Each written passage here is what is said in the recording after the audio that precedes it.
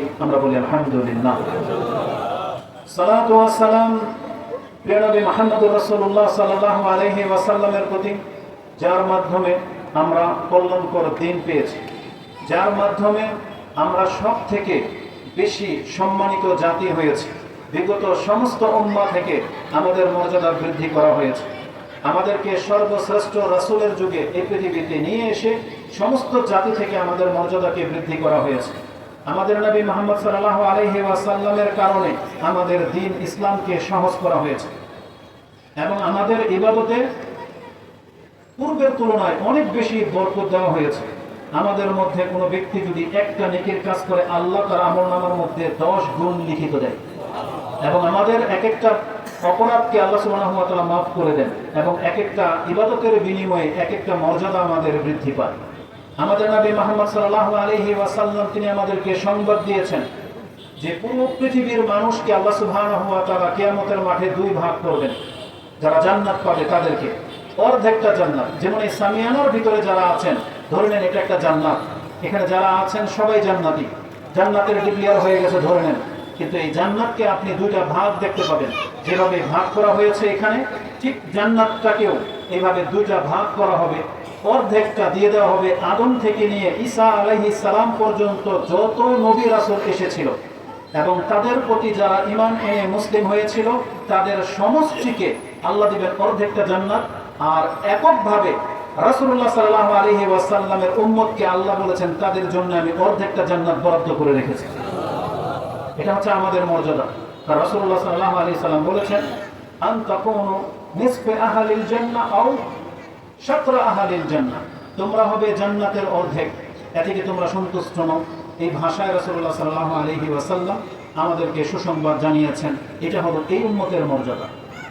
তারপরে আমাদের মর্যাদা সম্পর্কে রাসূলুল্লাহ সাল্লাল্লাহু আলাইহি ওয়াসাল্লাম বলেছেন, কিয়ামতের মাঠে যখন বিচার শুরু হবে, আমাদের বিচার প্রথম শুরু হবে।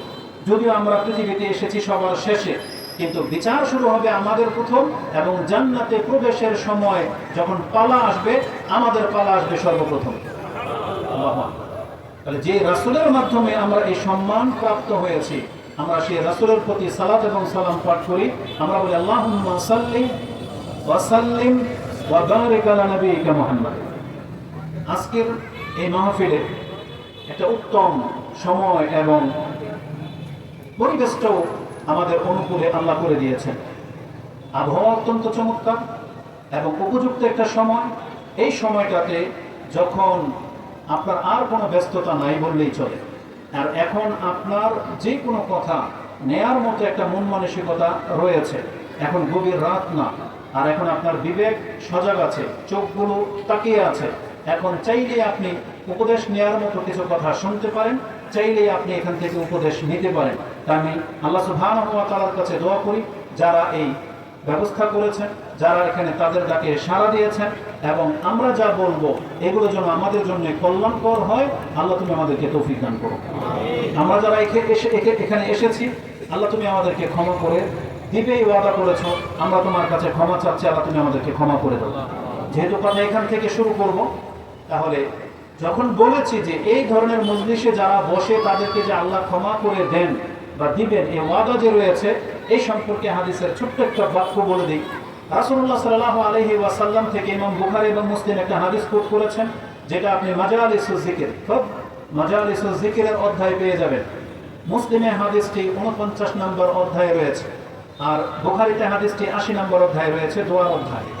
এই 49 নম্বর অধ্যায় ইমাম মুসলিম একটা হাদিস কোট করেছেন, যেই হাদিসে বলা হয়েছে, ইন্না লিল্লাহি মালাইকাতুন সাইয়াহিন, এই পৃথিবীতে একটা ভ্রাম্যমান ফেরেশতার দল রয়েছে, তারা পৃথিবীতে ঘুরে বেড়ায় এবং তারা খুঁজতে থাকে কোথায় আল্লাহকে স্মরণ করার মজলিস হয়েছে বা বৈঠক হচ্ছে, তারা সেগুলো খোঁজে এবং তাতে তারা আসে এবং চারদিক থেকে তাদের রহমতের পাখা দিয়ে ঢেকে নেয়, এমনকি প্রথম আকাশ পর্যন্ত তারা তাক লাগিয়ে দেয়, মানে দেয়াল তৈরি করে দেয় প্রথম আকাশ পর্যন্ত, যাতে আল্লাহর পক্ষ থেকে যে সাকিনা নাজিল হবে সেটা ওই মজলিসে পতিত হতে পারে।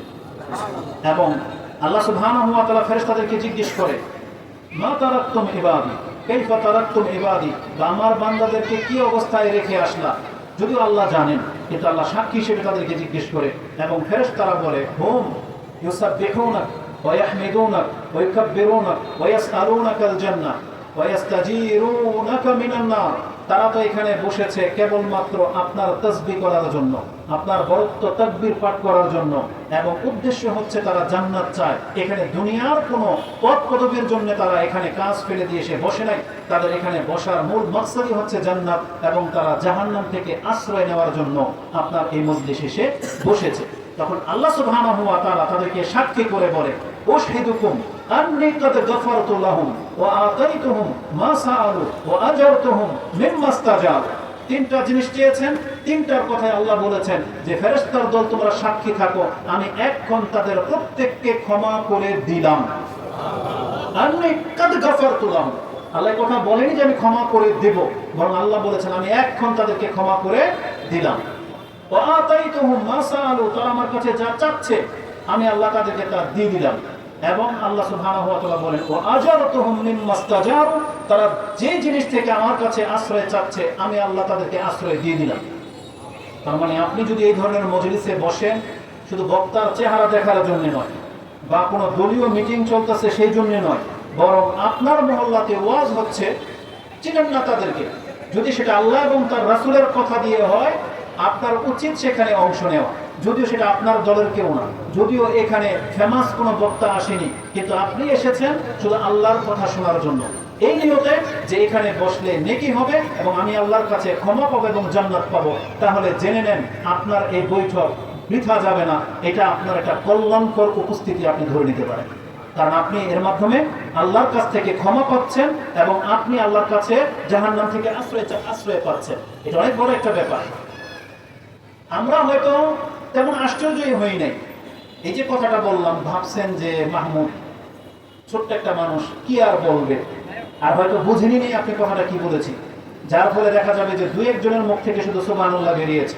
কিন্তু আপনি যদি বুঝতেন যে কি বলেছি, তাহলে আপনি তো আল্লাহর প্রশংসা না করে তো বসে থাকার মতো ব্যক্তি হতে পারেন না। কারণ এখানে আপনার বসে থাকাটা, কতক্ষণ বসে থাকা, মাত্র 1-1.5 ঘন্টা, 2টা বক্তব্য শুনলে 3 ঘন্টা। এই 3 ঘন্টা বসার কারণে যদি আল্লাহ আপনার পাপগুলোকে মাফ করে দেয়, আল্লাহ যদি আপনাকে জাহান্নাম থেকে আশ্রয় দিয়ে দেয়, আপনি কি বলতে পারবেন যে কোটি টাকা খরচ করেও কোনো ব্যক্তি কি জান্নাত পাবে? পাবে না। যদি আল্লাহ তাকে জান্নাত না দেয়, কোটি টাকা দিয়েও সে জান্নাত পাবে না। বরং আল্লাহ সুবহানাহু ওয়া তাআলা কাফেরদের জন্য বলেছেন, একটা ব্যক্তিকে, কাফেরকে বলা হবে লাউ আন্না লাকা মা ফিদ দুনিয়া যাহাবান, দুনিয়ার সবকিছু যদি স্বর্ণ হয়ে যায় আর এর মালিক তুমি, জাহান্নামকে দেখিয়ে দিয়ে বলা হবে আতাফতাদি আমিন, এখন ওই সমস্ত সম্পত্তির বিনিময়ে কি তুমি জাহান্নামের আগুন থেকে বাঁচতে চাও? সে ব্যক্তি বলবে না, আল্লাহ আমি বাঁচতে চাই। আজকে যদি আমি পৃথিবীর ভরা স্বর্ণের মালিকও হতাম, আমি নাজাতের জন্য আমি সমস্ত স্বর্ণ আল্লাহ তোমাকে দিয়ে দিতাম। আল্লাহ সুবহানাহু ওয়া তাআলা বলবেন, বল তোমার কাছে দুনিয়াতে খুব অল্পই চাওয়া হয়েছিল। সেটা কি চাওয়া হয়েছিল? যে তুমি আমার প্রতি ঈমান আনো, আমার সাথে শিরক করো না। বল আবাইতা, তুমি অস্বীকার করেছো, ইল্লা আন তুশরিকা বি, আর তুমি আমার সাথে শিরক করেছো। তার মানে একটা কাফেরকে আল্লাহ অফার দিচ্ছেন যে পুরো পৃথিবীর মালিক তুমি যদি হয়ে যাও, এই জাহান্নামের আগুন থেকে মুক্ত হতে চাও, সেই ব্যক্তি মুক্ত হওয়ার জন্য পুরো পৃথিবী ভরা স্বর্ণ দিয়ে দিতে চাইবে। কিন্তু আল্লাহ সুবহানাহু ওয়া তাআলা বলেছেন, আমি কোনো কাফেরের কাছ থেকে পৃথিবী ভরা স্বর্ণ যদি দেয় আমি আল্লাহ কোনদিন গ্রহণ করব না। কিন্তু আল্লাহ বলেছেন, একটা মুসলিম যদি একটা খেজুর পরিমাণ হালাল টাকার দান করে, আমি আল্লাহ সেটা আমার ডান হাতে গ্রহণ করব। এটা স্পষ্ট বুখারী মুসলিমের সাদাকার হাদিসে আছে, মা মিন মুসলিমিন ইয়াতাসাদ্দাকু বিকাসবিন তাইয়্যিব মিন আদলি তামরাতিন মিন কাসবিন তাইয়্যিব, একজন মুমিন বান্দা যদি একটা খেজুর পরিমাণ দান করে, মিন কাসবিন তাইয়্যিব, যেটা সে হালালভাবে অর্জন করেছে, ইল্লা আখাযাহু বিয়ামিনি, আল্লাহ সেটা তার ডান হাতে গ্রহণ করে। সুম্মা ইউরাব্বিহা লিসাহিবিহি কামা ইউরাব্বি আহাদাকুম ফালুহু আও কালুসাহু হাত্তা ইয়াকুনা মিসলাল জাবাল। রাসূলুল্লাহ সাল্লাল্লাহু আলাইহি ওয়াসাল্লাম বলেছেন, আল্লাহ তার এই ছোট্ট একটা দানকে তার ডান হাতে গ্রহণ করেন। ফেরেশতাদেরকেও বলে না যে তোমরা নেও, বরং আল্লাহ নিজে নেয়। নিজে নিয়ে সেই ছোট্ট দানটাকে আল্লাহ লালন পালন করতে থাকে। আল্লাহ বলেছেন, যেভাবে তোমরা একটা গরুর বাচ্চা, ঘোড়ার বাচ্চাকে পালতে পালতে একটা বড় উট ঘোড়া বানিয়ে ফেলো, আমি তোমার এই ছোট্ট দানের বাচ্চাটাকে পালতে পালতে উহুদ পাহাড়ের চাইতে বড় নেকির পাহাড় গড়ে দেব। তো আল্লাহ সুবহানাহু ওয়া তাআলা মুসলিমদের সাথে এটা করেন। এই জন্য এই সামান্য সময়ের এখানে বসা এটা আপনার বৃথা যাবে না, বরং আক্ষেপ করবে তারা কিয়ামতের মাঠে যাদের কাছে এই সুযোগ এসেছিল মাত্র 3 ঘন্টা বসার কারণে, এই জিকিরের মজলিসে বসার কারণে যখন ক্ষমা থেকে তারা মাহরুম হবে তখন বুঝতে পারবে যে এই মজলিসগুলোর মর্যাদা কত ছিল। আর আপনি কি এটা জানেন? আর এটা বাস্তব। আমি জানি না এখানে কতজন কোটিপতি আছে, তবে আমি এটা জানি যে এখানে যারা আছেন সবাই আমাদের মতো সাধারণ। কারণ যারা বিজনেসম্যান, শিল্পপতি এখানে একজনও নাই। তারা এসে চেয়ারে বসে না, তারা এই ধরনের মজলিসে আসে না, তারা খুতবায় দেখবেন প্রথমে আসে না। এই ধরনের মজলিসে কারা আসে, খুতবাতে কারা মসজিদে আগে যায়, হুজুরদের সাথে জিকিরে কারা আগে অংশ নেয়, তাদের অধিকাংশরাই হচ্ছে দুর্বল বা দরিদ্র শ্রেণীর মানুষ। কিন্তু আল্লাহর কাছে তাদের মর্যাদা কি জানেন? আল্লাহ আপনার নবী মুহাম্মদ সাল্লাল্লাহু আলাইহি ওয়াসাল্লামকে আদেশ করেছেন 7 আকাশ উপর থেকে যে হে নবী, এই যে যেই চেহারাগুলো আপনার সামনে আছে খবরদার এদেরকে কখনো প্রত্যাখ্যান করবেন না, বরং আপনি নিজেকে তাদের সাথেই লাগিয়ে রাখেন। আপনি কোনোদিন তাদের কাছ থেকে মুখ ফিরাবেন না।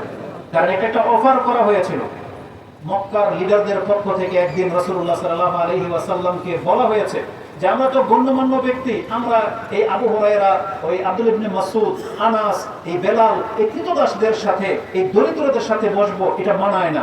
আপনি কাজ করেন, আমাদের সাথে বসতে হলে এদেরকে সরিয়ে দেন, ওই সময় ওই বৈঠকে আমরা বসবো। রাসূলুল্লাহ সাল্লাল্লাহু আলাইহি ওয়াসাল্লাম তিনি মনে একটা ইচ্ছা করেছিলেন যে ভালো অফার, কারণ এরা যদি আমার মজলিসে বসে হতে পারে ঈমান নিয়ে আসবে। তিনি ইচ্ছাই করেছিলেন যে দুর্বল সাহাবীদেরকে বলবে যে তোমরা এই সময়টাতে উঠে যাও, এখানে বড় বড় লিডাররা, নেতারা বসবে। সুবহানাল্লাহ, এটা রাসূলুল্লাহ সাল্লাল্লাহু আলাইহি ওয়াসাল্লামের নিয়তে থাকতে পারে, হয়ে গেছে, এটা কল্যাণকর, কিন্তু আল্লাহর কাছে এটা পছন্দ হয়নি। আল্লাহ বলতেছেন খবরদার। আল্লাহ সুবহানাহু ওয়া তাআলা কোরআনের আয়াত নাযিল করে দিয়েছেন, যে আয়াতটা আপনি সূরা কাহফ 18 নম্বর সূরার 27-28 নম্বর পেয়ে যাবেন। আল্লাহ বলেন ওয়াসবির নাফসাকা মা'আল্লাযীনা ইয়াদউনা রাব্বাহুম বিল গাদাতি ওয়াল আশিয়্যি ইউরিদুনা ওয়াজহা ওয়া লা তা'দু আইনাকা আনহুম তুরিদু যিনাতাল হায়াতিদ দুনিয়া ওয়া লা তুতি' মান আগফালনা কলবাহু আন যিকরিনা ওয়াত্তাবা হাওয়াহু ওয়া কানা আমরুহু ফুরুতা। আল্লাহ সুবহানাহু ওয়া তাআলা বলেছেন খবরদার এটা আপনি করবেন না। ওয়াসবির নাফসাকা মা'আল্লাযীনা ইয়াদউনা রাব্বাহুম বিল গাদাতি ওয়াল আশি, বরং আপনি নিজেকে তাদের সাথে লাগিয়ে রাখেন যারা সকাল সন্ধ্যায় তার রবকে স্মরণ করে তার রবের সন্তুষ্টির জন্য। গরিব সাহাবীদেরকে প্রাধান্য দেওয়া হচ্ছে যে এদেরকে মজলিস থেকে উঠানো যাবে না, এদেরকে নিয়ে বসে থাকেন, কোন লিডার আসলে আসুক, না আসলে না আসুক, তাতে আপনার কি? কোটিপতিরা আসলে আসবে, না আসলে না আসবে, কিন্তু আপনার সামনে যারা আসে তারা এমন লোক যারা তাদের সকাল সন্ধ্যায় তাদের রবকে ডাকে। এবং আল্লাহ বলেন ওয়ালা তা'দু আইনাকা আনহুম তুরিদু যিনাতাল হায়াতিদ দুনিয়া, আর আপনি কখনো তাদের দিকে চোখ তুলে তাকাবেন না যারা দুনিয়ার নাজ নিয়াজ নিয়ে রয়েছে। ওয়াত্তাবাউ হাওয়া, আল্লাহ বলেছেন ওয়াত্তাবা হাওয়াহু ওয়া কানা আমরুহু ফুরুতা, আর তারা তাদের কুপ্রবৃত্তির অনুসরণ করতে করতে তাদের চলাফেরা হয়ে গেছে ডেমটিয়া, বলছে লাগামহীন হয়ে গেছে। ফুরুতা তার মানে তারা আল্লাহর বিধানের কোনো পরোয়া করে না, ভদ্রতা বোঝে না, ইসলামের বিধানের মূল্যবোধ বোঝে না, তাদের সাথে আপনার কোনো সম্পর্ক নেই। ওয়ালা তুতি' মান আগফালনা কলবাহু, তাদের জিকির থেকে, আল্লাহর জিকির থেকে তাদের অন্তর আগফাল মানে গিরা লেগে গেছে। আল্লাহ বলছেন তারা কোনোদিন আমার মজলিসে বসবে না। আল্লাহর জিকির করা তাদের কাছে এখন একটা তুচ্ছ কাজ, কিন্তু মিটিং মিছিল করবে, সংসদে বসবে, বড় বড় বিজনেসের ওই পার্টিতে বসবে, এগুলো হচ্ছে তাদের কাছে শান। ক্লাবে বসবে, এগুলো তাদের কাছে শান, কিন্তু তাদের তৌফিক হয় না আল্লাহর মসজিদে এসে কিছুক্ষণ আল্লাহর জিকির করা, তৌফিক হয় না। তাদের তৌফিক হয় না এই ধরনের আয়োজন হলে সেখানে এসে উপস্থিত হওয়া।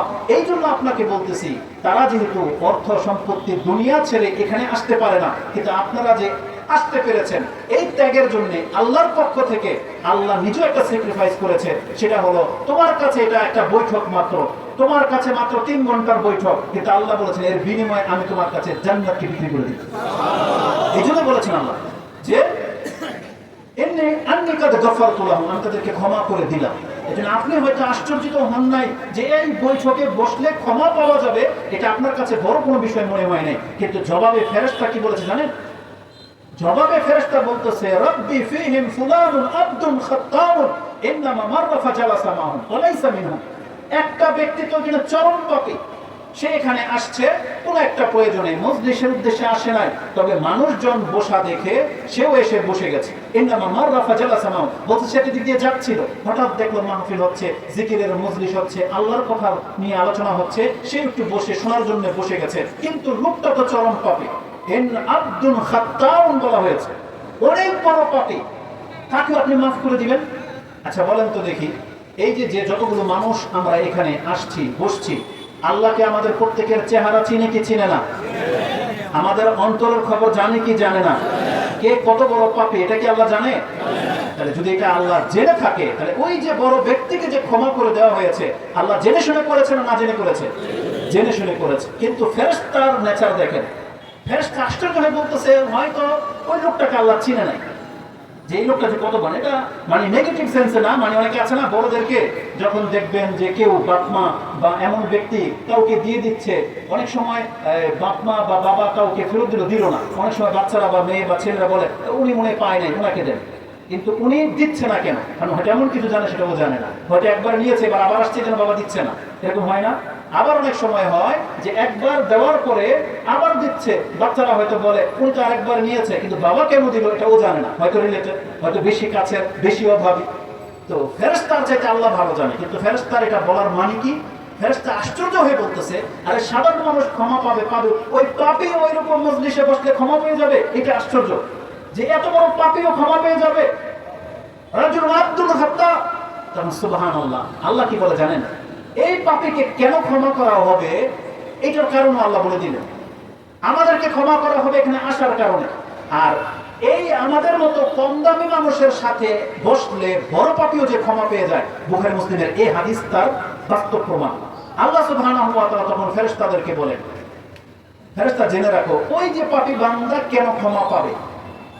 হুম জুলাসাউ লা ইয়াশকা বিহিম জালিসুহুম, এই যে চেহারাগুলো দেখতে পাচ্ছ এরা এমন মর্যাদার লোক, এদের সাথে যত বড় পাপী এসে বসে যাবে আমি কোনো একজনকে মাহরুম করব না। তার মানে সবসময় কম দামি মানুষকে অমূল্যায়ন করেন না, যদি সব ব্যক্তি হয় তাকে মূল্যায়ন করার চেষ্টা করেন। আপনি যদি তার সাথে বসেন তার কারণে আল্লাহ আপনার পাপকেও ক্ষমা করে দিবেন। কিন্তু শর্ত হচ্ছে আল্লাহর জিকিরের কাজে হইতে হবে, মিটিং মিছিলে না, দুনিয়াবি কোনো কাজে না। জমি কাটতেছে আর জমি চুরি করার সময় আপনি সেখানে উপস্থিত না, এটা না, বরং আল্লাহর জিকিরের সময় যত সব ব্যক্তিদের সাথে আপনি বসতে পারেন তত বেশি কল্যাণ। তাহলে কি হবে? এই হাদিস প্রমাণ করে যে আল্লাহর জিকিরে সব ব্যক্তিদের সাথে বসলে আল্লাহর ক্ষমা পাওয়া যায়। এই জন্য যারা এখানে উপস্থিত হতে পেরেছেন এটা আপনার জন্য একটা সৌভাগ্যের ব্যাপার। আর এটাও জেনে নেন, আপনারা এসেছেন, যারা আসেনি, এই দুইটা অন্তরই কিন্তু আল্লাহর দুই আঙ্গুলের মাঝখানে আছে। পৃথিবীর সমস্ত সৃষ্টির অন্তর কার হাতে আছে? আল্লাহর হাতে আছে। রাসূল সাল্লাল্লাহু আলাইহি ওয়াসাল্লাম বলেছেন ইউকাল্লিবুহা কাইফা ইয়াশা, আল্লাহ যাকে যেভাবে চায় অন্তরকে ঘুরিয়ে দেন। এই জন্য রাসূলুল্লাহ সাল্লাল্লাহু আলাইহি ওয়াসাল্লাম প্রতিদিন অসংখ্যবার বলতেন ইয়া মুকাল্লিবাল কুলুব সাব্বিত কলবি আলা দীনি, ইয়া মুসাররিফাল কুলুব সাররিফ কলবি আলা তাআতিক। এই দোয়াগুলো যখন বেশি মাত্রায় পড়তে থাকতেন তখন উম্মে সালামা রাদিয়াল্লাহু তাআলা আনহা জিজ্ঞেস করেছেন যে আপনি এই দোয়াটা বেশি কেন করেন ইয়া রাসূলুল্লাহ? তখন রাসূল বলেছিলেন ইন্না বাইনা উসবুইল্লাহি ইন্না বাইনা কুলুবাল ইবাদ বা বাইনা কুলুবুল আবদ বাইনা আসাবিল্লাহ ইউকাল্লিবুহা কাইফা ইয়াশা। হাদিসের ভাষাটা কেমনই, রাসূল সাল্লাল্লাহু আলাইহি ওয়াসাল্লাম বলেছেন প্রত্যেকটা বান্দার অন্তর আল্লাহর আঙ্গুলগুলোর মধ্য থেকে দুই আঙ্গুলের মাঝে আছে, আল্লাহ যাকে যেই দিকে খুশি অন্তরকে ঘুরিয়ে দেন। এই জন্য দেখতে পান অনেক সময় আপনার অন্তর ভালো, অনেক সময় অন্তর খারাপ হয়ে যায়। একটা লোক ভালো মানে চলতে চলতে একটা পর্যায়ে গিয়ে খারাপ হয়ে যায়, আপনাকে বুঝতে হবে যে আল্লাহ আপনার উপর অসন্তুষ্ট হয়ে যাচ্ছেন। আর যে ভালোর দিকে আছেন আপনাকে বুঝতে হবে যে আল্লাহ আপনাকে এখন ভালোবাসতে লাগতেছেন, যার ফলে আল্লাহ আপনার কল্যাণ চায়, আপনাকে আল্লাহ ভালো কাজে পরিচালিত করতে চাচ্ছেন। এই জন্য রাসূলুল্লাহ সাল্লাল্লাহু আলাইহি ওয়াসাল্লাম তিনি আল্লাহর কাছে সব সময় দোয়া করতেন ইয়া মুসাররিফাল কুলুব সাররিফ কলবি আলা তাআতিক, হে অন্তরকে পরিচালনা করার মালিক আমার অন্তরটাকে আপনার পথে পরিচালিত করুন। এটা দোয়া চাইতে হবে। কেন বললাম? আমরা যারা এখানে এসেছি আমাদেরও অন্তর আছে, আমাদেরও ইচ্ছা আছে, আমাদেরও প্রয়োজন আছে, ব্যস্ততা আছে। আবার আমাদের বাইরে যারা আছে তাদেরও আমাদের মতোই অন্তর আছে, ব্যস্ততা আছে, আবার অবসরও আছে, কিন্তু তারা এখানে আসে না। এই জন্য বললাম সবকিছু নির্ভর করে তৌফিকের উপরে। এই যে আপনারা এক সময় বলেন না টাকা আছে, কিন্তু বলতেছেন আমার তৌফিক হলে আমি হজ করব, অথচ আপনার টাকা আছে কিন্তু তৌফিক হচ্ছে না। তৌফিকটা খুব সেন্সিটিভ জিনিস। অনেক পয়সাওয়ালাদের তৌফিক হয় না, আবার অনেক দরিদ্র ব্যক্তিদের দ্বারা আল্লাহ বড় বড় কাজ করিয়ে নেয়। আবার অনেক ব্যক্তির খুব শক্তি আছে, ক্ষমতা আছে, কিন্তু তৌফিক না হওয়ার কারণে বিপ্লব ঘটাতে পারে না। এজন্য তৌফিকটা অনেক বড় ব্যাপার। যেমন আমাদের হাত পা আছে, আমাদের রগ, আমাদের শিরা, উপশিরাগুলো কাজ করে, যার ফলে আমি সোজা হয়ে দাঁড়াতে পেরেছি। আপনি হাঁটতে পারেন, বসতে পারেন। কিন্তু আমাদের মতোই আপনার ঘরে, আমার ঘরে এমন রোগী আছে যে প্যারালাইজড, যার হাত পা সবই আছে কিন্তু তৌফিক নাই। ওই তৌফিকটা আল্লাহ ছিনিয়ে নিয়েছে, হাতের শক্তি ছিনিয়ে নিয়েছে, পায়ের শক্তি ছিনিয়ে নেওয়া হয়েছে। তাহলে সেই ব্যক্তি আপনার মতো যোগ্যবান না। ইবাদতের ক্ষেত্রেও তাই। আপনি বুঝে নেন, আপনি যে 5 ওয়াক্ত সালাত আদায় করেন, আপনি যে দাড়ি রেখেছেন, আপনি যে হালাল খান, এগুলো সব আল্লাহর পক্ষ থেকে তৌফিক। যারা পেয়ে গেছেন আপনাকে বলতে হবে আলহামদুলিল্লাহ। বলেন, যারা তৌফিক পেয়ে গেছেন আপনি বলেন আলহামদুলিল্লাহ। এটা কেন জানেন? এটার একটা কারণ বলে দিই, এটাও হাদিসে আছে, আপনি যখন পড়বেন তখন জানতে পারবেন। ইমাম মুসলিম রাহিমাহুল্লাহ তিনি এটা তার কিতাবুল বীর 46 নম্বর অধ্যায় 15 নম্বর পর্বেতে এটা এনেছেন, যে হাদিসের মধ্যে আছে জুলুম করা হারাম। সেই জুলুমের হাদিসের শেষে একটা বাক্য আছে, আল্লাহ বলেছেন, ইয়া ইবনা আদম, ইয়া ইবাদি ইন্নামা হাদিহি আমালুকুম হিয়া উসিহা লাকুম সুম্মা ইউওয়াফিয়াহা ইয়াকুম ফামান ওয়াজাদা খায়রান ফালিয়াহমাদিল্লাহ ওয়া মান ওয়াজাদা গায়রা যালিক ফালা তালুমান্না ইল্লা আনফুসাহুম। এটা হাদিসের সর্বশেষ বাক্য। রাসূলুল্লাহ সাল্লাল্লাহু আলাইহি ওয়াসাল্লাম বলেন, এটা হাদিসে কুদসিও, আল্লাহ তার বান্দাদেরকে ডেকে বলতেছেন, ইয়া ইবাদি, হে আমার বান্দারা, এই যে তোমাদের জন্য যে ইবাদতগুলো আমি ফরজ করে দিয়েছি, তোমরা যে 5 ওয়াক্ত সালাত করো, দাড়ি রাখতেছো, হালাল খাচ্ছ, সিয়াম রাখো, পর্দা করো, এগুলো কি? এই ইবাদতগুলো কে কখন কি করতেছো? হিয়া উসিহা লাকুম, আমি আল্লাহ সেগুলোকে গণনা করে সংরক্ষণ করে রেখে দেওয়ার ব্যবস্থা করেছি। ফামান ওয়াজাদা খায়রান, অতএব যেই ব্যক্তি নিজেকে ভালো পাচ্ছ, মানে নিজেকে দেখতে পাচ্ছ যে আমি মুসলিম, আমি হালাল খাই, আমি নামাজি, আমি সৎ, আমি কারো ক্ষতি করি না, আল্লাহ তাকে বলতেছে মান ওয়াজাদা খায়রান ফালিয়াহমাদিল্লাহ, সেজন্য আল্লাহর প্রশংসা করে। আচ্ছা, এটা আশ্চর্যের ব্যাপার। মানে আপনি নামাজ পড়তেছেন, আল্লাহ আপনাকে বলতেছে নামাজীদেরকে তুমি আলহামদুলিল্লাহ বলো। আপনি দাড়ি রেখেছেন, আল্লাহ বলতেছে তোমাকে তুমি আলহামদুলিল্লাহ বলো। আপনি হালাল খাচ্ছেন, হারাম খান না, যতটুকু তৌফিক হয়, আল্লাহ আপনাকে বলতেছেন তুমি আলহামদুলিল্লাহ বলো। আচ্ছা, কেন? কারণ কি? রিজন কি? আপনি হজ করে আসলেন, আল্লাহ আপনাকে বলতেছে তুমি আলহামদুলিল্লাহ বলো। আপনি কুরবানি করলেন, আল্লাহ আপনাকে বলতেছে তুমি আলহামদুলিল্লাহ বলো। কুরবানি করে প্রায় অধিকাংশ বস্তু আপনি দান করতে সক্ষম হয়েছেন, আল্লাহ তাকে বলতেছে তুমি আলহামদুলিল্লাহ বলো। মসজিদ হয়ে যাবে প্রথম ব্যক্তি আপনি, মাদ্রাসা হবে, কল্যাণকর কোনো কাজ হবে, প্রথম দান আপনার, আল্লাহ আপনাকে বলতেছে তুমি যেহেতু ইবাদতের ক্ষেত্রে অগ্রগামী, তুমি আলহামদুলিল্লাহ বলো। কারণটা কি? কারণ আমরা তো জানি কিছু পেলে আলহামদুলিল্লাহ বলতে হয়, তাই না? কারণ আমরা এমন স্বভাবের মুসলিম, আমরা পেট ভরে খাওয়ার পরে বলি আলহামদুলিল্লাহ। কারো যদি পাত্রে একটু কম পড়ে তাও আলহামদুলিল্লাহ কষ্ট করে বের হয়, অন্তরে প্রশান্তার সাথে বের হয় না। আর এখানে আলোচনা চলতেছে ইবাদত করা, আর আল্লাহ বলতেছেন তুমি যেহেতু আল্লাহর বান্দা হতে পেরেছ, ইবাদত করতেছ, তুমি আলহামদুলিল্লাহ বলো। কারণটা কি? এই কারণটা আপনাকে বুঝতে হবে। কারণ এটাই বলেছি, এটা হচ্ছে তৌফিক। এটা কি? তৌফিক। তৌফিক কিন্তু অনেক বড় একটা জিনিস। আপনারা যাদের ডায়াবেটিস হয়ে গেছে, আপনার টাকা আছে, কিন্তু আপনি এখন ওই পছন্দের মিষ্টি জাতীয় খাবার খেতে পারতেছেন না, কেন? কারণ আপনার তো ক্ষমতা আছে, কিন্তু আপনার কাছ থেকে আল্লাহ সুবহানাহু ওয়া তাআলা সেই তৌফিকটাকে আটকে দিয়েছে, থামিয়ে দিয়েছে। গরুর গোশত আপনি খেতে পারেন না, আটকে গেছে। আপনার বড় অনেক নিয়ামত, অনেকে ঠান্ডা খেতে পারে না, আইসক্রিম টাইপের কিছু খেতে পারবে না, কারণ তার গলাতে প্রবলেম দেখা দিয়েছে। এইভাবে এই রিজিকের ঘাটতি হওয়া, অথচ আপনি সক্ষম, তার আপনার তৌফিকে রিজিকের ঘাটতি পড়ে গেছে। তাহলে যারা খেতে পারতেছেন, এখন আপনার কি আলহামদুলিল্লাহ বলা উচিত না? কেন বলেন তো? কারণ আপনার এখন পর্যন্ত আল্লাহর পক্ষ থেকে সেই তৌফিক গুলো জারি আছে, তাই এই জন্য আপনি খেতে পারতেছেন। এবার ইবাদতের ক্ষেত্রে আসেন, নামাজে কেন আলহামদুলিল্লাহ বলবে? এই জন্য বলবে, বলেন তো দেখি, নামাজ কয় বছর হলে ফরজ? কয় বছর থেকে নামাজ ফরজ? 10 বছর। 10 বছর হলে নামাজ ফরজ। কারণ হাদিসের মধ্যে 10 বছরের কথা আছে। রাসূল সাল্লাল্লাহু আলাইহি ওয়াসাল্লাম বলেছেন, মুরু আওলাদাকুম ওয়াহুম আবনাউ 7 সিনিন ওয়াদরিবু আলাইহা ওয়াহুম আবনাউ 10। যারা 7 বছর হয়ে যাবে তাদেরকে নামাজের আদেশ করো, আর যখন 10 বছর হয়ে যাবে তখন প্রহার করো। ওয়াজাল বাইনাকুম ওয়াফাররিজ বাইনা মাদাজি, এবং 10 বছরের বাচ্চাদের বিছানাটাকে আলাদা করে দিতে বলা হয়েছে। কেন? তার মানে বোঝা যাচ্ছে যে 10 বছর হয়ে গেলে এখন সে আল্লাহর বিধিবিধান তার উপরে ফরজ হয়ে যায়। সে মেয়ে হোক আর ছেলে হোক, তাদের উপরে ইসলামের ফরজিয়াত চলে আসে। আর মেয়েদের তো মেন্স শুরু হলেই এটাই তার মানে মূলত সাবালিকা হয়ে যাওয়ার রূপরেখা। সেটা রাসূলের ভাষায় যেহেতু 10 বছর আছে, কিন্তু তার আগেও হয়ে যেতে পারে। আরব দেশের মেয়েদের 6, 7, 8, 9 বছরে তাদের মেন্স চলে আসে।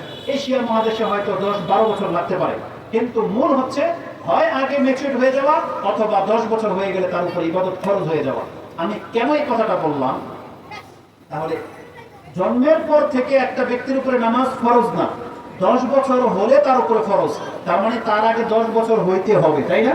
তাহলে আগে আল্লাহ ওকে 10 বছর দেয়। যদি 10 বছর না দিত তো 10 বছর হইতে পারতো? তাহলে আল্লাহ আগে ওকে তৌফিক দিয়েছে। যেমন রাসূল বলেছেন, সাল্লি কাইমান, তুমি দাঁড়িয়ে নামাজ পড়ো। ফাইন লাম তাস্তাতি ফাজালিসান ফাইন লাম তাস্তাতি ফালা জামবিন, তুমি দাঁড়িয়ে নামাজ পড়ো, সম্ভব না হলে বসে পড়ো, সম্ভব না হলে শুয়ে পড়ো। তাহলে আমি আর আপনি যে দাঁড়িয়ে নামাজ পড়ি, তার মানে কি আল্লাহ আপনাকে আগে দাঁড়ানোর তৌফিক দিয়েছেন। বিষয়টা এমন না?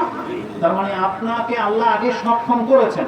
এটা আরো স্পষ্ট বুঝতে পারবেন যাকাতের বিধানে। যাকাত কি সবার উপরে ফরজ? কার উপরে ফরজ? যার নিসাব পরিমাণ টাকা হয়ে যাবে, তাই না?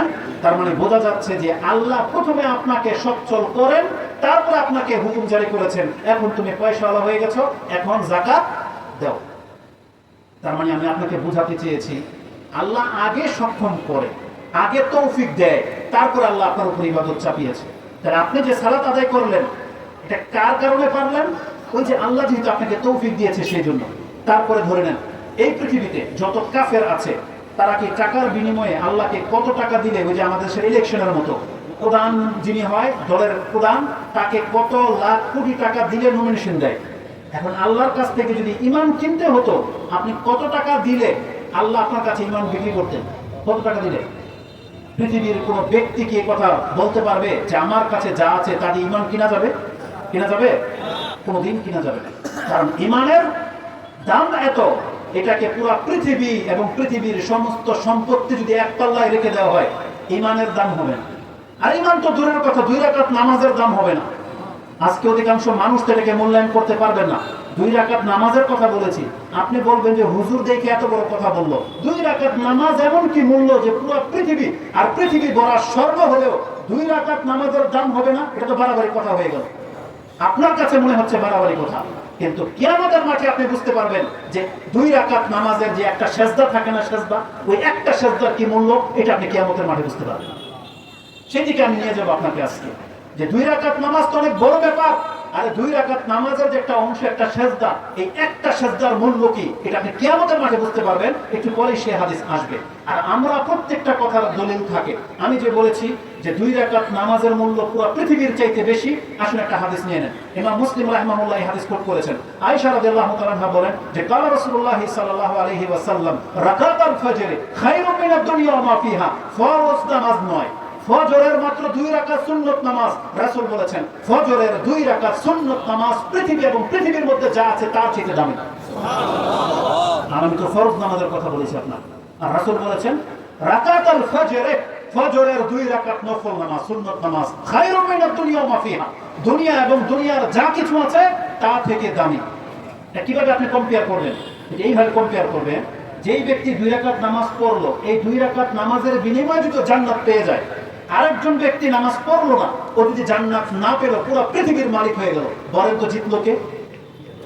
এই 2 রাকাত নামাজ পড়ে যে ব্যক্তি জান্নাত পেয়ে গেছে, এই ব্যক্তি হচ্ছে গেনার, এই ব্যক্তি হচ্ছে উইনার, জিতে যাওয়া ব্যক্তি, সফলকাম ব্যক্তি।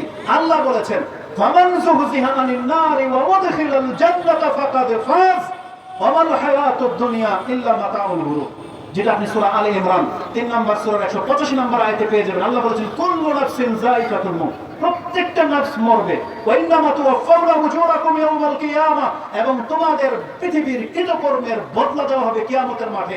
সেই দিন যখন তোমার ডান দিক বাঁ দিকে জান্নাত জাহান্নাম দেখতে পাবে, সেই দিনে জাহান্নাম থেকে যাকে দূরে রাখা হবে আর জান্নাত দিয়ে দেওয়া হবে, আল্লাহ বলেছেন ফাকাদ ফাজ, এই ব্যক্তি হলো জিতে যাওয়া ব্যক্তি। এটা কিভাবে হবে? ইবাদতের ভিত্তিতে হবে। এজন্য আমি আপনাকে বলতে চাচ্ছি, যারা ইবাদত করতেছেন এটা আল্লাহর তৌফিকের কারণে হয়েছে। এই জন্য আল্লাহ বলেছেন তাহলে তোমার এই ইবাদতগুলো এগুলো তোমাকে আল্লাহর রহমতের দিকে নিয়ে যাচ্ছে। রাসূল কি বলেছেন? আল্লাহর রহমত ছাড়া কেউ জান্নাত পাবে না। আর আল্লাহর রহমত কাদের উপরে করা হবে? আল্লাহর বান্দাদের উপর না আল্লাহর শত্রুদের উপরে? তার মানে আপনি আল্লাহর বান্দা হন। এই জন্য আল্লাহ বলেছেন যে আমি যাকে তৌফিক দিয়ে দিয়েছি তুমি এই ইবাদতের বিনিময়ে জান্নাতের মালিক হয়ে বসে আছো, তাহলে আমি আল্লাহ যখন তোমাকে জান্নাতের দিকে এক কদম করে আগিয়ে নিচ্ছি, এই জন্য তুমি সালাত পড়লে আলহামদুলিল্লাহ বলবা, হালাল খেলে আলহামদুলিল্লাহ বলবা, দাড়ি রেখেছো তুমি আলহামদুলিল্লাহ বলো, যার মুখ দিয়ে গালি বের হয় না তাকে আলহামদুলিল্লাহ বলা উচিত, যেই ব্যক্তি অন্যেরটা মেরে খায় না তাকে আলহামদুলিল্লাহ বলা উচিত। কেন? কারণ আল্লাহ বলেছে এটা আমার কারণে হয়েছে, কারণ তুমি আমার ছত্র ছায়াতে আছো।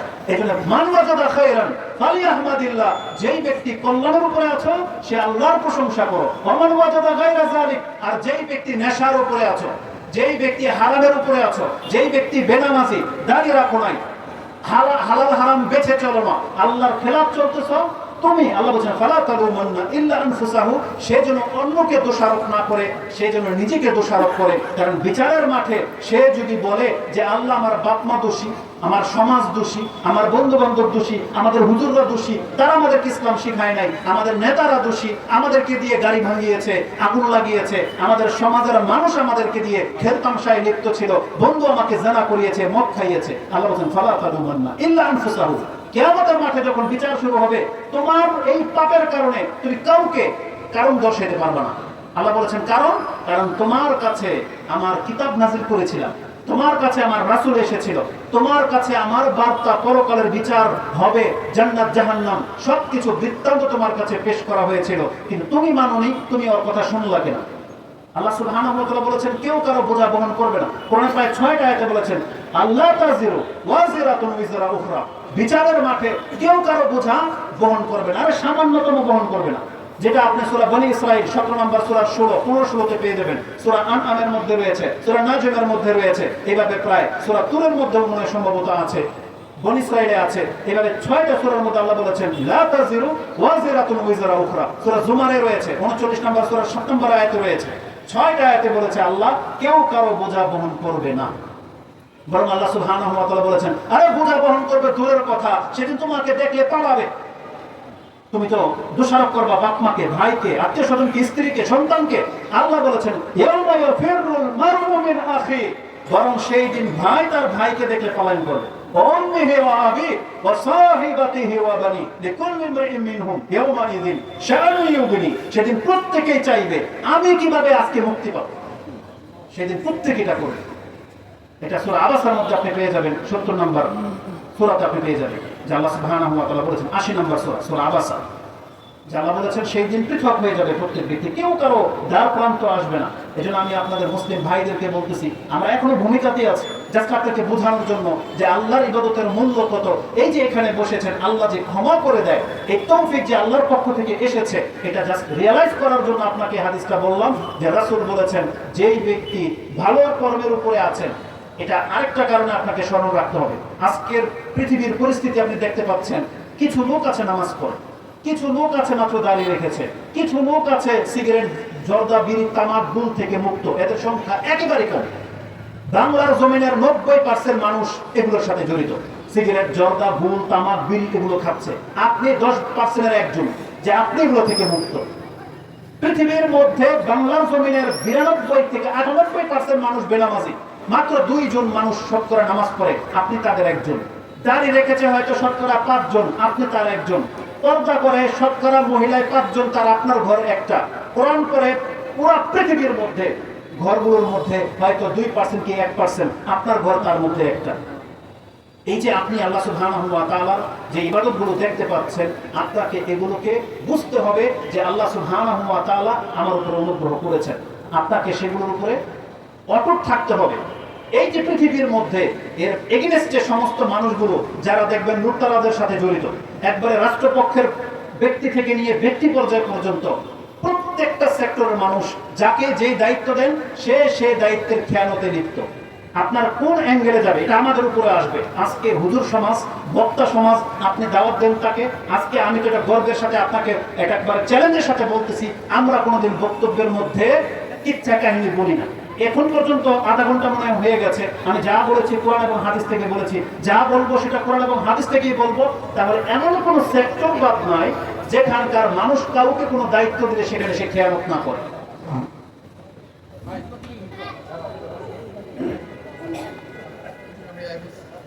আপনারা কোন দিকে দৃষ্টি দিচ্ছেন? আপনাদের কি কথায় মনোযোগ আছে? কথা বুঝেন? তাহলে কথা বোঝার চেষ্টা করেন। সেটা হচ্ছে যে যখন দেখবেন যে এত বিশৃঙ্খলার মাঝে আপনি ভালো আছেন, অন্তর সইতে চাইবে না, টিকবে না, মানে আপনার একটা সময় আপনি ধৈর্য হারা হয়ে যাবেন যে সবাই বিপথে, সবাই লুটে পুটে খাচ্ছে, সবাই দুনিয়া নিয়ে ব্যস্ত, আমি যেন এই যুগে এই পরিবেশে বেমানান। আপনার অনুষ্ঠানগুলো হবে জীর্ণ শীর্ণ, আপনাকে ওই ধরনের পার্টিতে যাওয়া যাবে না, আপনার জীবনটা হয়ে যাবে সংকীর্ণ। যারা ইসলাম পালন করবেন দেখবেন যে আপনার জীবন দিন দিন সংকীর্ণ হয়ে যাচ্ছে। এই এহেন পরিস্থিতিতে আপনার জন্য একটা সুসংবাদ হলো, আপনি দুনিয়ার দিকে তাকাবেন না, এই দুনিয়া তাদেরকে নিয়ে ধসে যাবে, এই দুনিয়া কিন্তু টিকবে না। আলী রাদিয়াল্লাহু তাআলা আনহু থেকে ইমাম বুখারী রাহিমাহুল্লাহ একটা উক্তি কোট করেছেন, যেটা আপনি বুখারীতে কিতাবুর রিকাব 81 নম্বর অধ্যায়ে পেয়ে যাবেন। আলী রাদিয়াল্লাহু তাআলার উক্তি, তিনি পুরো পৃথিবীর মানুষের কাছে একটা মেসেজ ছেড়েছেন। তিনি বলেছেন, ইরতাহালাতিদ দুনিয়া মুদবিরান ওয়ারতাহালাতিল আখিরা মুকবিলান ওয়া লিকুল্লিন ওয়াহিদিন মিনহুমা বানুন ফাকুনু আবনাইল আখিরা ওয়া লা তাকুনু আবনাইদ দুনিয়া ফাআল-ইয়াওমা আমালুন ওয়া লা হিসাব ওয়া গাদান হিসাবুন ওয়া লা আমাল। আলী রাদিয়াল্লাহু তাআলা পুরো পৃথিবীর মানুষকে মেসেজটা দিয়েছেন, যেটা কোরআন সুন্নাহ থেকে আমাদেরকে ইঙ্গিত করে যে তিনি বলেছেন, পৃথিবীর মানুষ তোমরা দুনিয়ার সন্তান হয়েও না, তোমরা পরকালের সন্তান হও। কেন? কারণ এই দুনিয়ার সন্তান যারা হচ্ছ, এই দুনিয়া কিন্তু তোমাকে কোলে সবসময় রাখবে না, তোমাকে ফেলে দিয়ে কিন্তু দুনিয়া পেছন দিকে সরে যাচ্ছে। আর তুমি সামনের দিকে তাকাও, দেখো কবর তোমার সামনের দিক থেকে ধেয়ে আসতেছে। এটা কিভাবে বুঝবেন জানেন?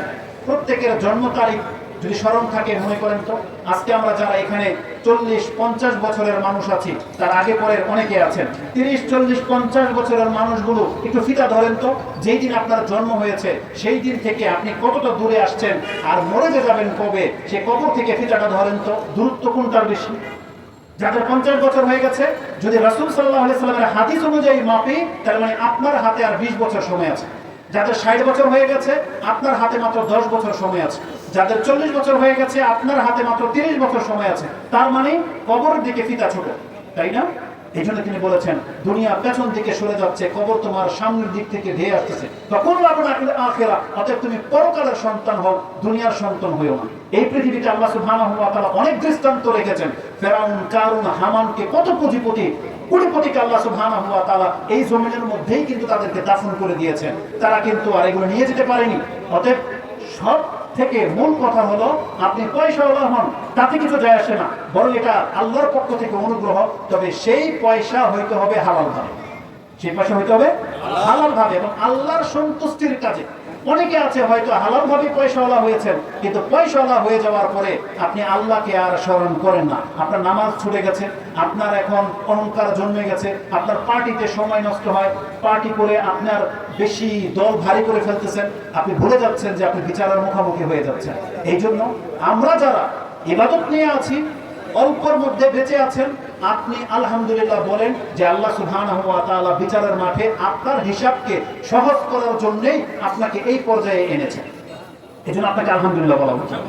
এই জন্য আমি আমাদের মুসলিম ভাইদেরকে বলবো, পৃথিবী যত শেষের দিকে যাচ্ছে, বিপর্যয় বাড়বে, খারাপ মানুষের সংখ্যা বাড়বে, আপনি ঈমান নিয়ে টিকে থাকাটা, এটাই হচ্ছে আপনার সবচেয়ে বড় চ্যালেঞ্জ। এই জন্য আমি মুসলিমদেরকে বলবো, আপনার পরিচয় হবে মুসলিম, আপনার মুখের ভাষা যেন হয় ইসলামের মতো, মুসলিমের মতো, আপনার অ্যাটিটিউড, যেটা আপনার প্রতিদিনের যে বিহেভিয়ার, চলাচল, আচার ব্যবহার, এটা হইতে হবে ইসলাম মোতাবিক, বা আপনাকে মুসলিম হইতে হবে। কিন্তু আজকে আমরা অধিকাংশ মানুষ নিজেকে দাবি তো করে মুসলিম, কিন্তু আমাদের চরিত্র ইহুদি নাসারার চেয়ে খারাপ হয়ে গেছে।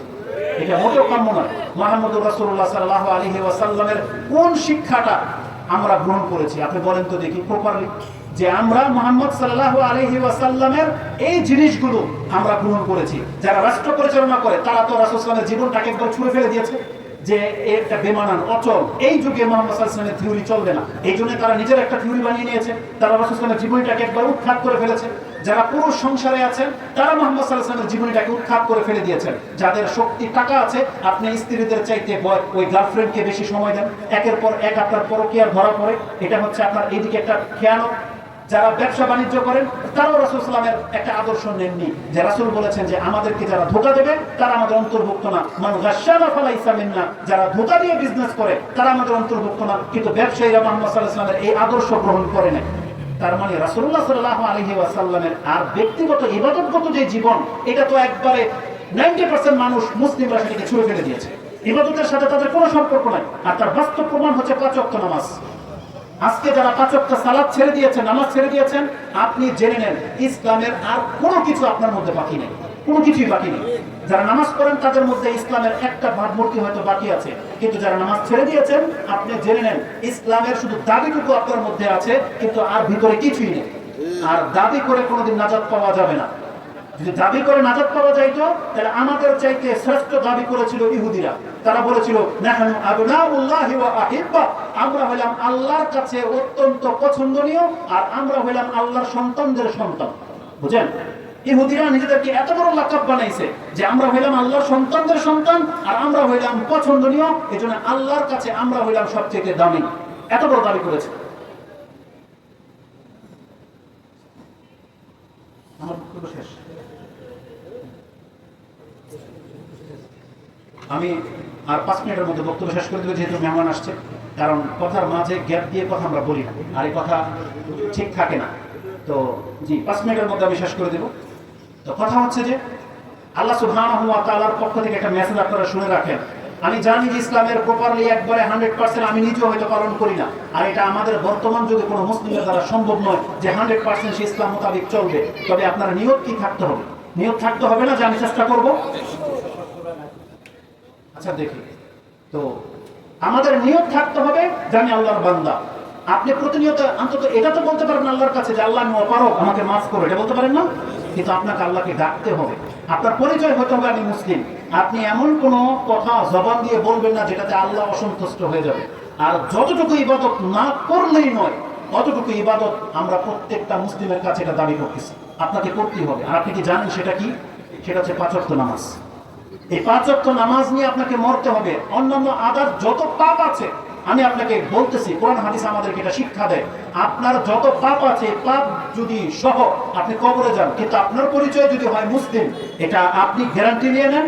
আল্লাহ ওয়াদা করেছে আমার মুসলিম বান্দার পাপকে আমি মাফ করার জন্য আমি আল্লাহ রয়েছে। কিন্তু আল্লাহ মাফ করবেন আল্লাহর বান্দাদের। আর আল্লাহর বান্দা হওয়ার জন্য আপনাকে অন্তত 5 ওয়াক্ত নামাজ পড়তেই হবে। এর বিকল্প কোনো পথ নয়। অন্যান্য ইবাদতের পথ আছে, যেমন একজন ব্যক্তি বাপ মা যদি সিয়াম না রেখে মরে যায়, তার সন্তানরা সেই সিয়াম পুরো করে দিতে পারবে। একজন বাবা যদি, মা যদি হজ না করে মারা যায়, তার সন্তান তার হজটা কাউকে দিয়ে করিয়ে বা নিজে করিয়ে বদলা পুরো করে দিতে পারে। যাকাত দেয় নাই, মরে গেছে, তার সন্তানরা তার সম্পদ থেকে যাকাত পুরো করে দিতে পারবে। তার বাবা কারো হক, অন্যায় হক বেড়ে খেয়ে মরে গেছে, তার সম্পত্তি থেকে কেউ না কেউ সেটাকে পুরো করে দিতে পারবে। কিন্তু নামাজ একমাত্র ইবাদত, যে আপনি যদি বেনামাজি হয়ে মরে যান, পৃথিবীর কোনো ক্ষমতা নাই যে আপনাকে বাঁচাবে। পৃথিবীর কোনো ক্ষমতা নাই, কোনো কিছুতে সেটা ঘাটতিও পুরো হবে না। যদিও একটা সময় ছিল আমাদের দেশের হুজুররা অজ্ঞতাবশত নিজের পকেটকে ভারী করার জন্য তারা জানাজার নামাজের সময় কাফারা আদায় করতো, যেগুলো কোরআন হাদিসে কোনো ভিত্তি পর্যন্ত নাই। আপনি একটু আগেই তো হাদিস শুনিয়েছি না, যে ফজরের 2 রাকাত সুন্নত নামাজের মূল্য যদি পৃথিবী আর পৃথিবীর সব সম্পত্তির চাইতে বেশি হয়, তাহলে আপনি ফরজ নামাজের মূল্য চুকাবেন কি দিয়ে বলেন? এই জন্য হুজুরদের এই সমস্ত ফাইজলামিগুলো বন্ধ করতে হবে। কোন নামাজের কোনো কাফারা নেই, নামাজের কাফারা নামাজ, নামাজ ছাড়া কোনো কাফারা নাই, এটা জেনে নেন। কারণ নামাজের বিকল্প কোনো পথ আল্লাহ আবিষ্কারই করেনি। একমাত্র পথ হচ্ছে তওবা। যারা এতদিন নামাজ পড়েন নাই, আপনার জন্য একটা রাস্তা খোলা আছে, সেটা হচ্ছে তওবা। আপনি তওবা করে নেন, আপনার সমস্ত নামাজ কেন সমস্ত পাপ মাফ। এটা আল্লাহ এত দয়া দেখিয়েছেন, এজন্য আমরা আমাদের মুসলিম ভাইদেরকে এই মেসেজটা দিতে চাই, নামাজ ছাড়া আপনার পরিচয় সারশূন্য। আপনি মুখে বলতে পারেন আমি মুসলিম, আরে ফেরাউনও তো মরার সময় নিজেকে মুসলিম দাবি করে মরেছে। আপনাকে কোরআন আয়াত লাগবে? আপনি পড়ুন সূরা ইউনূস 10 নম্বর সূরা 90 91 আয়াতগুলো পড়েন। তাতে আল্লাহ সুবহানাহু ওয়া তাআলা বলেছেন যে ফেরাউন মরার সময় বলেছিল আন্নাহু লা ইলাহা ইল্লাল্লাযী আমানাত বিহি বনু ইসরাঈল ওয়া আনা মিনাল মুসলিমিন। ফেরাউন বলেছিল যে আমি সাক্ষী দিচ্ছি যে এক আল্লাহ ছাড়া সত্য কোনো ইলাহা নাই, যিনি হচ্ছেন বনী ইসরাঈলদের ইলাহ, আমি সেই আল্লাহর প্রতি ঈমান আনলাম, আর আমি হলাম মুসলিমদের অন্তর্ভুক্ত, এই কথা বলে ফেরাউন মরেছে, কিন্তু সে নাজাত পাবে না। এই জন্য শুধু মুখে মুসলিম বললেই নাজাত দেওয়া হবে না, বরং আপনাকে মুসলিম হয়ে দেখাইতে হবে। আল্লাহ বলেছেন তুমি মুসলিম হও, আর বিনা নামাজে আমরা তো মুসলিম পাচ্ছি না। যদিও আজকে আমরা সমাজের লোকদের পাওয়ারে, অভাবের কারণে, দুর্বলতার কারণে আপনাদের জানাজার নামাজ পড়িয়ে দিই বা দাফন কাফন হয়ে যাচ্ছে মুসলিমদের কবরস্থানে, কিন্তু মূলত আপনি এর হক রাখেন না, এটা জেনে নেন। আপনার জানাজা হবে, আপনার দাফন কাফন হবে, এই অধিকার আপনি রাখেন না যারা নামাজ পড়েন না। আর হুজুররা আরেকটা মিথ্যা বলে, ওই কবরে লাশ নামানোর সময় বিসমিল্লাহ ওয়ালা মিল্লাতে রাসূলিল্লাহ, এটা হুজুর বলে, এখন তার দায়িত্ব হিসাবে বলে। হুজুর তো দোয়া তো করতেই হবে, তাই না? কিন্তু বলেন তো দেখি, যেই লোকটা জীবদ্দশায় রাসূলের মিল্লাতের উপরে ছিল না, তাহলে মরার সময় আপনি জোর করে গোছাই দিলে কবর কি গ্রহণ করবে? কোনোদিন গ্রহণ করবে না। আপনাকে একটা জাল টাকা যদি বলে এটা অরিজিনাল নোট, আপনি ধোকা খেয়ে যাচ্ছেন, পকেটে তো নিয়ে নিলেন, তাই বলে কি এটা কি অরিজিনাল হয়ে যাবে? অরিজিনাল হয়ে যাবে না। আপনাকে পচা মাংস যদি ধরিয়ে দেওয়া হয়, আপনি বাড়িতে নিয়ে গেলে গন্ধ ছড়াবে, আপনি তো নিয়েছেন, কিন্তু এটা কি খাওয়ার উপযুক্ত? তাহলে বেনামাজিকে হুজুররা বলে তো দেয় বিসমিল্লাহ ওয়ালা মিল্লাতে রাসূলিল্লাহ, রেখে তো দিলেন, কিন্তু এটা আল্লাহর কাছে মুসলিম হিসেবে গ্রহণযোগ্য হবে কিনা আপনাকে একটু চিন্তা করতে হবে। কারণ আল্লাহ সুবহানাহু ওয়া তাআলা বলেছেন, না, আমার রাসূলের পথ ধরে তোমাকে আসতে হবে, তাহলে তোমাকে মিল্লাতে মুহাম্মদ হিসেবে গ্রহণ করা হবে। এজন্য আমাদের মুসলিম ভাইদেরকে বলবো, নামাজ খুব সেনসিটিভ জিনিস। শুধু একটা হাদিসের একটা লাইন বলে যে আমি ছেড়ে দেব, অন্তত বিচারের মাঠের ভয় করেন আপনি। একটা সময় আসবে, আপনারা কি জানেন আল্লাহকে দেখতে পাবেন? জানেন? সেই দিন বিচারের মাঠে আল্লাহ ইমানকে পরীক্ষা করা হবে। কিভাবে জানেন? আপনাকে মুখে বলবে না, কে কে মুসলিম হাত তোলো, এটা মুখে বলা হবে না। তখন তো আমরা মুনাফিক কি আর মুসলিম কি সবাই আমরা হাত তুলবো, এই সুযোগ আল্লাহ দেবে না। আল্লাহ একটা পরীক্ষা করবে। আল্লাহ বলবেন, দুনিয়াতে যারা মুসলিম ছিল, আজকে তোমরা রেডি হয়ে যাও, পরীক্ষা চলবে। কি পরীক্ষা? আল্লাহ তার পায়ের গোছা একটু উন্মুক্ত করবেন এবং বলবেন আযিনাল্লাহু লাহু বিসুজুদ, যে তোমরা আমাকে সিজদা করে দেখাও তো কয়জনে পারো। তখন রাসূল বলেছেন, মান কানা ইয়াসজুদু মিন তিলকাই নাফসি ইল্লা আযিনাল্লাহু লাহু বিসুজুদ, যারা অন্তর থেকে দুনিয়াতে আল্লাহকে সিজদা করেছিল, এমন একটা ব্যক্তিও বাকি থাকবে না, আল্লাহর কদম মোবারক দেখার সাথে সাথে তারা সিজদায় পড়ে যাবে।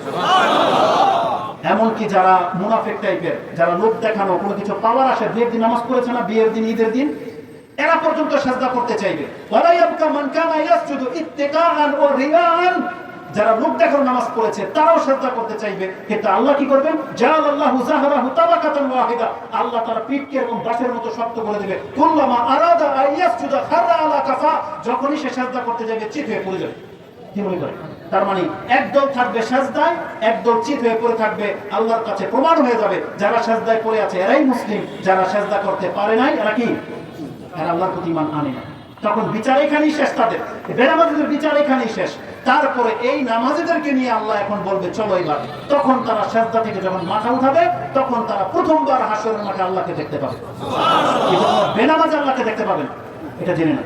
এই জন্য আমি আমাদের মুসলিম ভাইদেরকে বলবো, যেহেতু মেহমান এখানে উপস্থিত আছেন, আমাদের আজকের দাওয়াত হলো মুসলিম হিসেবে আপনাকে মরতে হবে, দুনিয়া কিয়ামত হয়ে যাক, কিন্তু আপনার পরিচয় হতে হবে নামাজি। কি? নামাজি। কারণ কোরআনে আল্লাহ বলে দিয়েছেন, ফি জান্নাতি ইয়াতাসাআলুন আনিল মুজরিমিন, অপরাধীদেরকে জিজ্ঞেস করা হবে, মা সালাকাকুম ফি সাকার, এই উত্তপ্ত জাহান্নামে তোমরা কেন? তখন আত্মীয় স্বজন একে অপরকে তো চিনে, তখন তাদের প্রথম জবাব, লাম নাকু মিনাল মুসাল্লিন, আমি নামাজি ছিলাম না। কিয়ামতের মাঠে যেন এই কথা আপনাকে বলতে না হয়, কোন মুসলিমকে যেন এই কথা বলতে না হয় যে আমি নামাজি ছিলাম না। অতএব আপনি যদি নামাজি হন, পরিচয় যদি হয়ে যান, আমরা আপনার জন্য সুপারিশ করবো, আপনার ভাই আপনার জন্য সুপারিশ করবে। একটা বর্ণনা এটাও আছে, যেটা মুসলিমের আপনি 340, 341, 343 নম্বর হাদিসে পেয়ে যাবেন, ঈমানের অধ্যায় 80, 84, 85 নম্বর অধ্যায়। তাতে আছে কিছু মানুষ পাপের কারণে জাহান্নামে চলে যাবে। তখন মুসলিমরা বলবে, রব্বি, হে আমাদের প্রতিপালক, আমাদেরই ভাই, ইখওয়ানানা ইউসাল্লুনা মানা ওয়া ইয়াসুমুনা ওয়া ইয়াহুজ্জুনা, আল্লাহ তাদেরকে maaf করে দাও, তারা তো আমাদের সমাজের লোক, নামাজ পড়েছে, সিয়াম রেখেছে, আমাদের সাথেই তো হজ করেছে। তখন আল্লাহ তাদেরকে অনুমতি দেবেন, আখরিজু মান আরাফতুম, যাদেরকে চিনো যাও জাহান্নাম থেকে বের করে নিয়ে আসো। এই সুবহানাল্লাহটা একটু মিনিট পরে যদি বলতেন, আপনাকে অনুমতি দেওয়া হলো যে আপনার পরিচিত নামাজিটাকে জাহান্নাম থেকে বের করে নিয়ে আসেন। সে তো আগুনে জ্বলে কয়লা হয়ে গেছে, চিনবেন কেমনে এখানে কে শুয়ে আছে? কাফের আর মুসলমান তো জ্বলে একদম কয়লা, চেহারা তো এক, কিভাবে চিনবেন? আজকের এই কথাটা অন্তত আমি মনে করি মুসলিম ভাইদেরকে নামাজি বানাবে। সেটা কি জানেন? তারা গিয়ে দেখবে যে কিছু চেহারা আছে জ্বলে নাই। এই সেজদার জায়গা, হাতগুলো, হাঁটু আর পায়ের আঙ্গুলগুলো চকচক করতেছে। এলিভেটেড যেটাকে বোঝায়, এই যে একটা আলো ছড়াচ্ছে না, এই 7টা অঙ্গ থেকে আলো ছড়াবে, সেই 7টা অঙ্গ জাহান্নামের আগুন খেতে পারবে না। কারণ আল্লাহ আগুনকে আগে নিষেধ করে দিয়েছে, আমার বান্দা তোমার কাছে ফেলা হবে, তোমার উপরে হারাম করে দিলাম। আমার বান্দারা যারা নামাজ পড়েছে তাদের সেজদার জায়গা তুমি খাইতে পারবে না। বুঝেন? তখন আপনি গিয়ে চিনতে পারবেন যে এই লোকটা মুসলিম, এই তো চেহারা চিনা যায়। তাদেরকে দেখে দেখে তাদেরকে জাহান্নাম থেকে বের করে নিয়ে আসা হবে। কিন্তু বেনামাজেরকে সেই চিহ্ন থাকবে না। এই জন্য আমি আল্লাহর রাস্তায় আপনাদেরকে বলতেছি, এর চাইতে বড় কোনো কথা হয় না। আমাদের পরিচয় হচ্ছে আমরা মুসলিম, আর মুসলিমের একমাত্র পরিচয় হচ্ছে 5 ওয়াক্ত সালাত। আর কিছু দিয়ে আপনি মুসলিম মুনাফিক চিনতে পারবেন না। পোশাক দিয়ে চিনা যায় না, মুখের ভাষা দিয়ে চিনা যায় না, টাকা দিয়ে, গেটআপ দিয়ে চিনা যায় না। চিনা যাবে নামাজ দিয়ে। রাসূল বলেছেন, ইন্নাল আবদ বাইনাল আবদি ওয়াল কুফরি ওয়াশ শিরকি তারকুস সালাত। নামাজ ছেড়ে দেওয়াটাই হচ্ছে মুসলিম আর কাফেরের মধ্যে মানদণ্ড। এটা রাসূলুল্লাহ সাল্লাল্লাহু আলাইহি ওয়াসাল্লাম বলেছেন। ওমর রাদিয়াল্লাহু আনহু মরার সময় বলেছেন, মান তারাকাস সালাহ লা হাজ্জা ফিল ইসলাম। যেই ব্যক্তি ইসলামে কোনো অংশ থাকে না, যে ব্যক্তি নামাজ ছেড়ে দেয়। এজন্য মুসলিম ভাই হিসেবে আপনাদেরকে এই মেসেজটা দেব, আমল নামাজ যেমন হোক, কিন্তু আমল নামাতে যেন 5 ওয়াক্ত নামাজ আপনার থাকে। এটা ওয়াদা করে এখান থেকে উঠবেন, আল্লাহ তুমি আমাকে এবং আমাদের মুসলিম ভাইদেরকে আমল করার তৌফিক দান করো। আল্লাহ আমাদেরকে নামাজি করে তোমার সাথে সাক্ষাৎ করার তৌফিক দান করো। যেমনটা ইব্রাহিম আলাইহিস সালাম সবসময় দোয়া করতেন, আপনি বলবেন, রব্বি জাআলনি মুকিমাস সালাতি ওয়া মিন যুররিয়াতি। আল্লাহ তুমি আমাকে এবং আমার সন্তানদেরকে আল্লাহ নামাজি হিসেবে কবুল করো। আমিন। আজকের এই মাহফিল থেকে এটাই আমাদের আবদার থাকবে, আল্লাহ তুমি আমাকে এবং আমাদের মুসলিম ভাইদেরকে নামাজি হিসেবে কবুল করো। আমাদের নিজের পাপগুলোকে আল্লাহ মাফ করে দাও, এবং তোমার সামনে মুসলিম হয়ে সাক্ষাৎ করার তুমি আমাদেরকে তৌফিক দান করো। আমিন ইয়া রাব্বাল আলামিন। সুবহানাকাল্লাহুম্মা রাব্বানা ওয়া বিহামদিকা আশহাদু আল্লা ইলাহা ইল্লা আনতা আস্তাগফিরুকা ওয়া আতুবু ইলাইক। আসসালামু আলাইকুম ওয়া রাহমাতুল্লাহি ওয়া বারাকাতুহু।